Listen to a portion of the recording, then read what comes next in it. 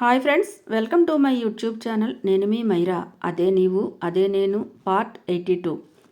చాలా ఆలోచించాను తపస్వి. నీ పేరుని మళ్ళీ మళ్ళీ తలుచుకున్నాను.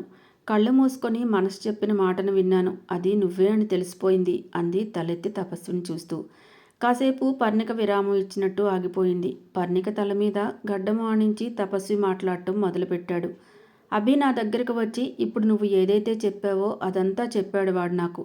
అంత చొరవగా వాడు నిన్ను దగ్గర చేసుకోవటం నాకు కూడా నచ్చలేదు. కానీ నీ ప్రమేయం లేకుండా ఇదంతా జరుగుతుందని నాకు అనిపించలేదు. మనసుకి చాలా కష్టంగా అనిపించింది. ఓకే, మీరిద్దరూ ఇష్టపడుతున్నారు కాబట్టి నేను తప్పుకోవడమే మంచిదని అనుకున్నాను.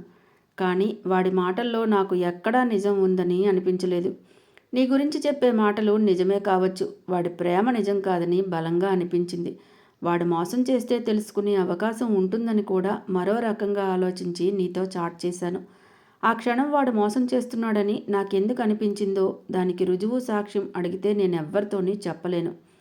నా ఫీలింగ్ ఖచ్చితంగా నిజమని నాకు నేనే నమ్మాను.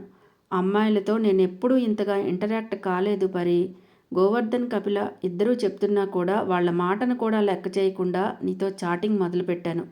ఇంతవరకు అమ్మకు చెప్పకుండా నేనెప్పుడూ ఏదీ దాయలేదు. నీతో చాటింగ్ విషయం అమ్మకి చెప్తే అమ్మ ఎక్కడ నన్ను అసహించుకుంటుందేమో అని భయపడి తన దగ్గర కూడా విషయాన్ని దాచాను.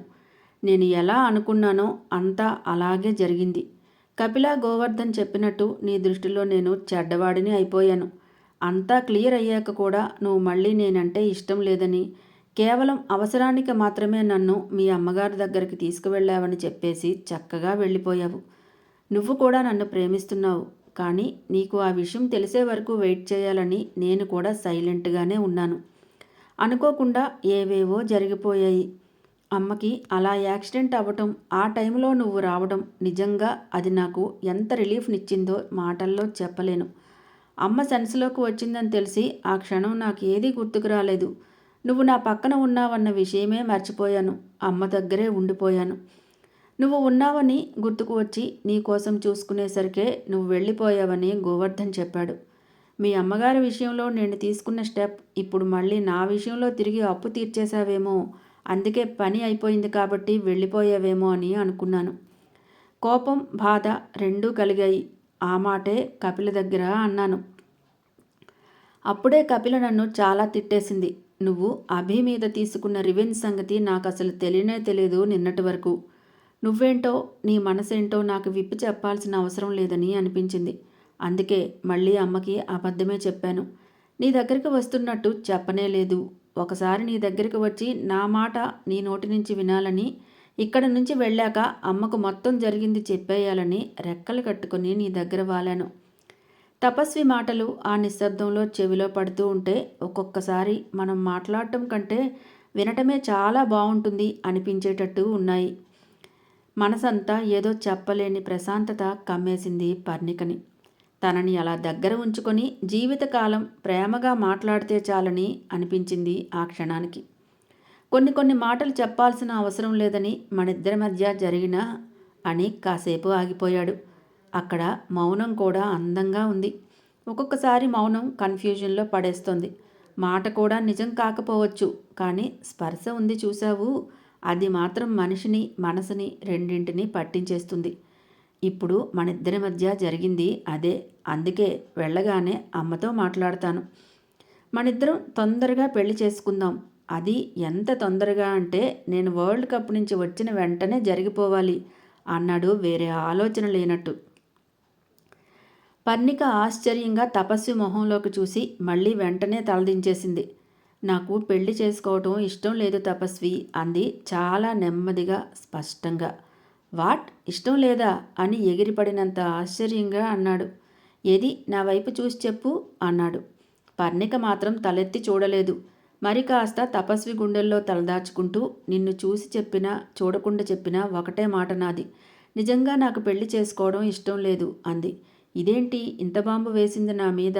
పెళ్లి చేసుకుంటానని అంటే ఎగిరి గంతేస్తుంది అనుకున్నాను, కానీ ఇలా మాట్లాడుతుందేంటి అనుకున్నాడు తపస్వి. ఇలా కూర్చోరా, నీతో చాలా మాట్లాడాలి అయితే అంటూ అక్కడే ఉన్న బెడ్ మీద కూర్చోబెట్టి ఆమె రెండు చేతులు తన చేతుల్లోకి తీసుకున్నాడు. ఏంట్రా నీ ప్రాబ్లం, నాతో చెప్పు అన్నాడు చాలా ప్రశాంతంగా. పరి నుంచి మౌనమే సమాధానం అయ్యింది. తలదించుకొని కూర్చుంది. చిన్నపిల్లని బుజ్జగిస్తున్నట్టుగా గడ్డం పట్టి నాతో చెప్పకూడదా అన్నాడు. ఆ మాత్రం ఆదరణకే కరిగిపోయినట్టు కళ్ళంట నీళ్లు తిప్పుకుంది. కానీ ఆ నీళ్లు అతని కంట పడకూడదన్నట్టు దగ్గరగా జరిగి తపస్వి మెడవంపులో తలదాచుకుంది.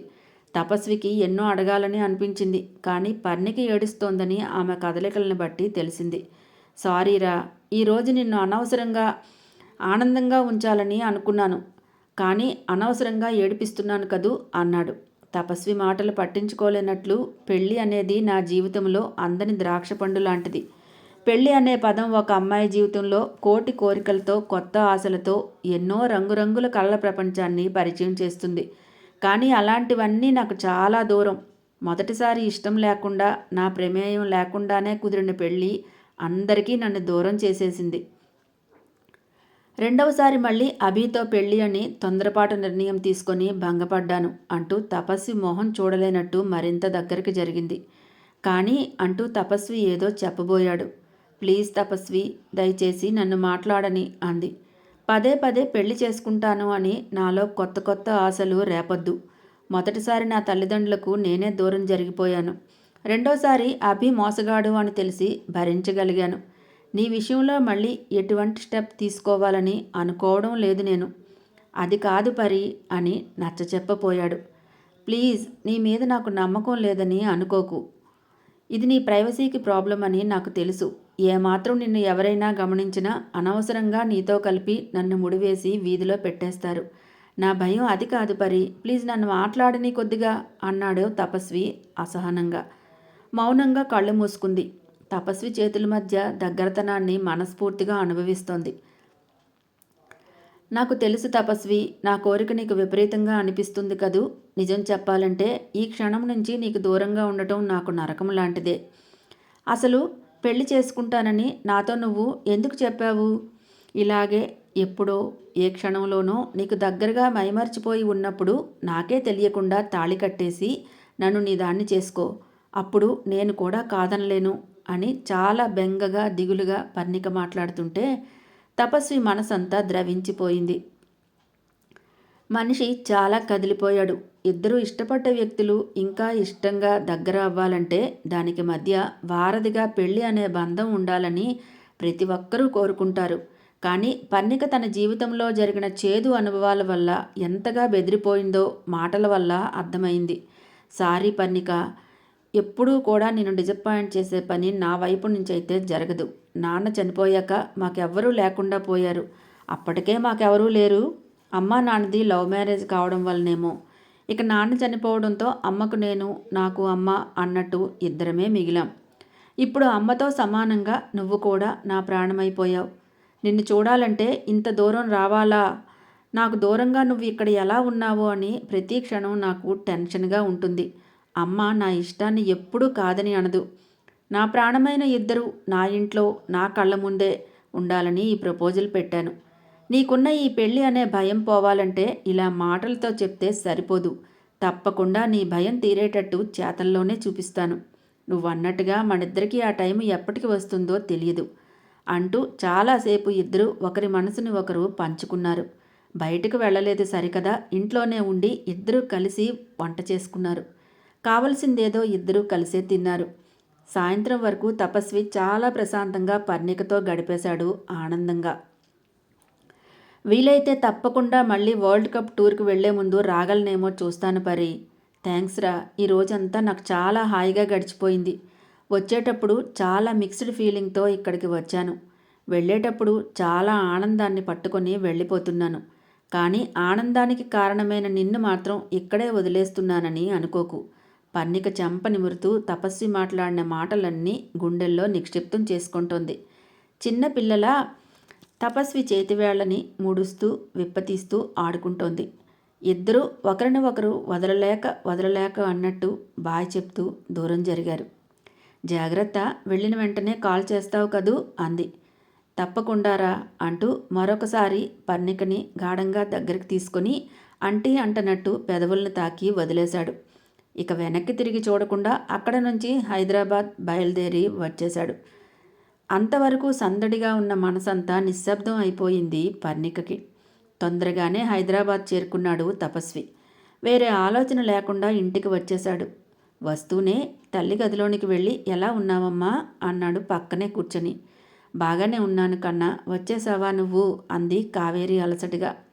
మనిషి బయటికి బాగానే కనబడుతున్నా గాయాలు మానిపోయినా ఇంకా లోపల చాలా అలసటగా నీరసంగా అనిపిస్తుంది కావేరికి. కానీ తను ఏమాత్రం నీరసంగా కనిపించినా కొడుకు ఆదుర్దా పడతాడని కవర్ చేసుకుంటోంది. కాసేపు తల్లితో మాట్లాడి రిలీఫ్గా బయటికి వచ్చాడు. హాల్లోనే ఉన్న కపిల పక్కనే కూర్చొని అలసటగా తలని వెనక్కి వాల్చాడు. ఏంట్రా, వెళ్ళిన పని ఏమైంది? పర్ణికతో మాట్లాడావా? ఎందుకురా ఇలా తిరగటం? నీకు చాలా రిస్క్ ఏమో కదా. తొందరగా పెళ్లి చేసేసుకోరా. ఆంటీకి కూడా సాయం కావాలి కదా. మేమందరం ఉండి వెళ్ళిపోయేది వేరే. కోడలుగా పర్ణిక ఇంట్లోకి వస్తే అమ్మ కూడా చాలా సంతోషిస్తుంది అన్నాడు గోవర్ధన్. అక్కడేరా బాబు, పెద్ద చిక్కు వచ్చి పడినట్టుంది అన్నాడు తపస్వి. హాయ్ ఫ్రెండ్స్, నా ఛానల్ నచ్చితే కనుక లైక్ చేయటం, షేర్ చేయటం, సబ్స్క్రైబ్ చేసుకోవటం మర్చిపోకండి ఫ్రెండ్స్. ఇంకా నచ్చితే మీ ఫ్రెండ్స్ అండ్ ఫ్యామిలీకి షేర్ చేయండి. నెక్స్ట్ అప్డేట్ కోసం వెయిట్ చేస్తూ ఉండండి ఫ్రెండ్స్. తప్పకుండా ఈ అప్డేట్ మీకు నచ్చుతుందని ఆశిస్తున్నాను. ఒక మంచి కామెంట్ని పాస్ చేయండి.